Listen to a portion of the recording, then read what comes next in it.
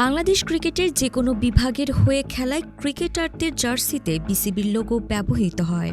ছেলে ও মেয়েদের জাতীয় দল ছাড়াও বয়সভিত্তিক হাই পারফরম্যান্স এবং এ দলসহ বিসিবির অধীনে থাকা সব দলের জার্সিতেই বিসিবির অফিসিয়াল লোগো দেখা যায়। তবে সম্প্রতি বিসিবির লোগো অপব্যবহারের বিষয়ে নজরে এসেছে দেশীয় ক্রিকেটের অভিভাবক সংস্থাটির।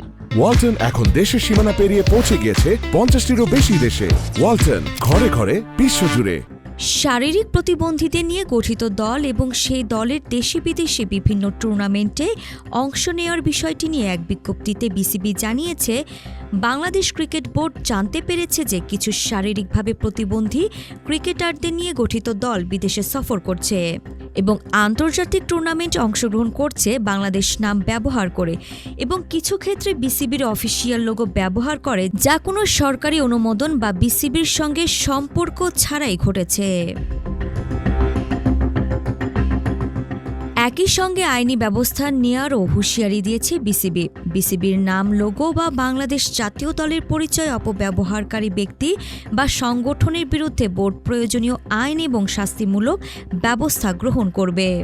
আমরা সকল সংশ্লিষ্ট পক্ষকে, যেমন দেশীয় ও আন্তর্জাতিক ক্রিকেট সংস্থা, স্পন্সর, গণমাধ্যম এবং সাধারণ জনগণকে অনুরোধ করছি, বিসিবির সঙ্গে কোনো দলের সম্পর্ক আছে বলে দাবি করলে তাদের সত্যতা যাচাই করার জন্য। আরিফা জাহান, প্রিনন, বিডি আর্কাইভ।